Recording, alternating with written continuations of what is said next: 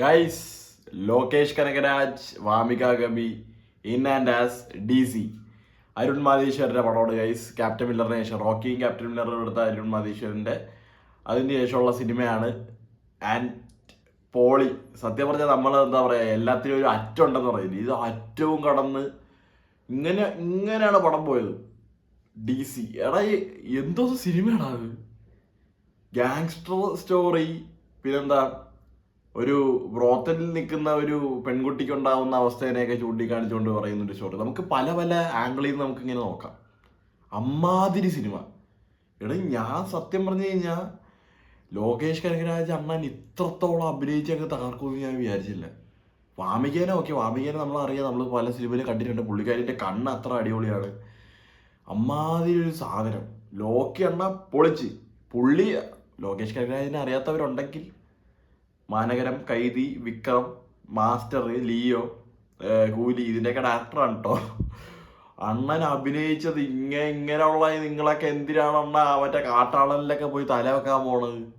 ആവശ്യമില്ലാതെ ആ ഒരു റോളൊക്കെ ചെയ്യേണ്ട കാര്യം എന്താ? നിങ്ങൾ ഇതിൽ പൊളിച്ച്. പുള്ളി ഉണ്ടല്ലോ, പുള്ളീൻ്റെ ഒരു ക്യാരക്ടർ ആർക്കുണ്ട് തുടക്കം തൊട്ട് ഒടുക്കാൻ വരെ.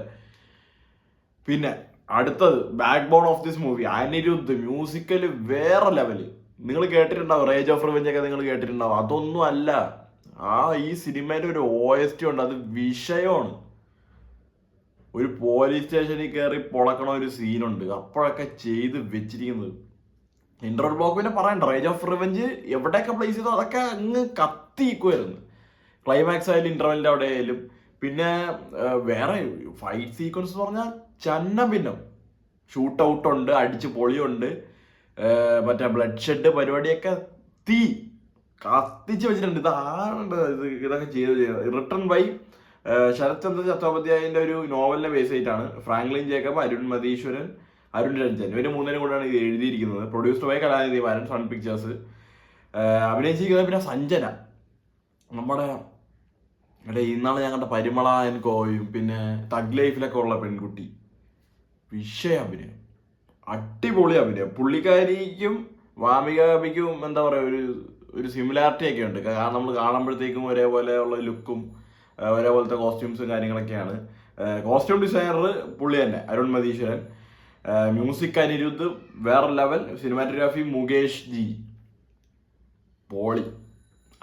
അത് ഷേക്കി ക്യാമറ ഒക്കെ ഉണ്ട് കുറേ അടുത്ത്. അതൊക്കെ അതിൻ്റെ എന്താ പറയുക, ആ സീൻ ഡിമാൻഡ് ചെയ്യുന്നുണ്ടെങ്കിൽ നല്ലോണം ചെയ്തിട്ടുണ്ട്. പക്ഷെ അതൊന്നുമല്ല, കുറേ കിടില ഫ്രെയിം ഉണ്ട്. ഇന്നലെ ഞാൻ കണ്ടൊരു സാധനമാണ്, മറ്റേ ഒരു രണ്ടുപേരും വെടിവെച്ചുകൊണ്ട് വരുന്ന ഒരു സാധനം, ഒരു പൊടിയുടെ ഇടയിൽ കൂടെയൊക്കെ ഒരു സംഭവമുണ്ട്. പിന്നെ ലോകേഷ് കനകരാജ് ആദ്യമായിട്ട് ഒരു ബ്രോത്തലിൽ പോകുമ്പോൾ പുള്ളി നിൽക്കുന്ന ഒരു ഫ്രെയിമുണ്ട്, ബാക്കിൽ ഒരു പെയിന്റിങ്ങും കാര്യങ്ങളൊക്കെ ആയിട്ട്. വിഷയം കിടില കുറേ ഫ്രെയിംസ് എടുത്തു വെച്ചിട്ടുണ്ട്, നമുക്കിങ്ങനെ കണ്ടിരുന്ന് എൻജോയ് ചെയ്യാൻ. Edited by Prasanna GK. Clear cut. ഒരു പോർഷനിലോ നമുക്ക് ഒരു ബോറടിയോ അല്ലെങ്കിൽ ഒരു ലാഗ് തോന്നിക്കലോ ഒന്നുമില്ല. പടം സ്ലോ പേസ്ഡാണ് കുറേ ഇടത്ത്, ശരിയാണ്. അത് ആ സ്റ്റോറി അങ്ങനെ ഡിമാൻഡ് ചെയ്യുന്നതുകൊണ്ടാണ്. പിന്നെ എന്താ പറയുക, ഒരു ടിപ്പിക്കൽ ലോക്കൽ ഗാങ്സ്റ്റർ പടം പോകുന്ന പോലെ തന്നെയാണ് സിനിമ പോയിരിക്കുന്നത്. പക്ഷേ നൈസായിട്ട് ഇത് ഇങ്ങനെ ഇങ്ങനെ ഇങ്ങനെ പോയി ഒരിടത്ത് കത്തണ്ടേ, ആ കത്താനുള്ള തിരിയും എണ്ണയും എഡിറ്റർ എൻ്റെ ഗോൾഡ് അങ്ങേര് കത്തിച്ചങ്ങ് വിട്ടിട്ടുണ്ട്. ചുമ്മാ എടുത്തു വെച്ചുകൊണ്ട് സിനിമ ആവില്ലല്ലോ. മ്യൂസിക് അതിനനുസരിച്ച് ഒരു എന്താ പറയുക, ഒരു പ്ലേസ്മെന്റ് വരണം, അതിനിടയ്ക്കുള്ള സൗണ്ട് വരണം. അതൊക്കെ മൊത്തം വെച്ച് നോക്കുമ്പോൾ എലിവേഷനൊക്കെ പീക്കായിരുന്നു. ആ ഡയറക്ടർ കണ്ണനസ്, വിനോദ് സുകുമാരനാണ് മേക്കപ്പ് ഡിപ്പാർട്ട്മെന്റ്. പിന്നെ അങ്ങനെ ഇഷ്ടം പോലെ പേരുണ്ട്. Sound department Vineeth Kumar Kunjala, Vineesh Sridhar audiography. അടിപൊളിയായിരുന്നു. സൗണ്ട് ഡിസൈനൊക്കെ അടിപൊളി. അത് കുറേ സംഭവങ്ങളൊക്കെ ഉണ്ട്, എന്താ പറയുക, ഒരു കൊട്ടിൻ്റെ ഉണ്ട്, പിന്നെ ഒരു ക്യാരംസിൻ്റെ സാധനമൊക്കെ ഇങ്ങനെ എടുത്ത് കാണിക്കുന്നുണ്ട്. അതൊക്കെ നൈസായിരുന്നു. വിഷ്വൽ എഫക്ട്സ് പ്രവീൺ ഡി നൈസായിരുന്നു. PC സ്റ്റണ്ട്സ് പൊളി കാലക്ക്. ഞാൻ പറഞ്ഞില്ലേ, ഇത് പക്ക ഒരു തിയേറ്റർ അനുഭവം തന്നെ വേണ്ട ഒരു സിനിമയാണ്. ഒരു തിയേറ്റർ വാച്ച് ഡിമാൻഡ് ചെയ്യുന്ന ഒരു സിനിമയാണ് DC. ആൻഡ് ഞാൻ ഒട്ടും വിചാരിച്ചിട്ടാണ് ഇങ്ങനത്തെ ഒരു ഇത്ര പവർ പാക്ഡ് ഒരു പടം. ഞാനാണെങ്കിൽ സത്യം പറഞ്ഞു കഴിഞ്ഞാൽ പണ്ട് അസുരൻ എന്തോ കണ്ടിറങ്ങിയപ്പോഴാണ് തോന്നുന്നു ഇത്ര ഈ ഒരു നമുക്കൊരു ഹൈ കിട്ടുന്നത്. ആൻഡ് അനിരുദ്ധാണ് ഈ സിനിമയിൽ വിളയാടിയിട്ടുള്ളത്. എല്ലാം അതിൻ്റെ വഴിക്ക് അടങ്ങുക. ഡയറക്ഷൻ അതിൻ്റെ വഴിക്ക് വീക്കായിട്ട് പോകുന്നു, ആക്ടേഴ്സ് അടിപൊളിയായിട്ട് പോകുന്നു, സ്ക്രീൻ പ്ലേ നൈസായിട്ട് പോകുന്നു.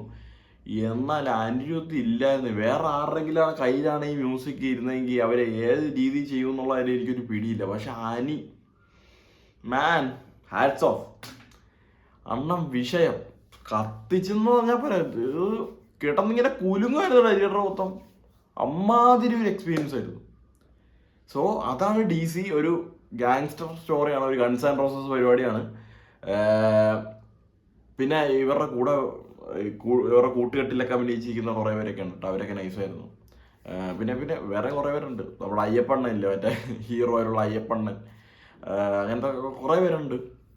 അപ്പോൾ ഞാൻ പറയുമ്പോൾ ഇത് എന്തായാലും തിയേറ്ററിൽ വാച്ച് ഡിമാൻഡ് ചെയ്യുന്നൊരു സിനിമയാണ്. എല്ലാവരും പോയി കണ്ടു നോക്കുക. കൂടുതലായിട്ട് ഞാൻ ഒന്ന് പറയാനുള്ളത്, മൊത്തം ടെക്നിക്കലി അടിപൊളി, ആക്ടേഴ്സ് പൊളി, എല്ലാം കൊണ്ടും പൊളി, സ്ക്രീൻ പ്ലേ പൊളി, ഡയറക്ഷൻ പൊളി. അടുത്ത പടത്തിനായി വെയിറ്റിംഗ്. ഇതിൻ്റെ അടുത്ത പടമൊന്നുമല്ല, അരുൺ മതീശ്വരൻ്റെ അല്ലെങ്കിൽ ലോകേഷ് കനകരാജിൻ്റെ ഒക്കെ അടുത്ത സിനിമയ്ക്കായിട്ട് വെയിറ്റ് ചെയ്യുകയാണ്. Bye bye.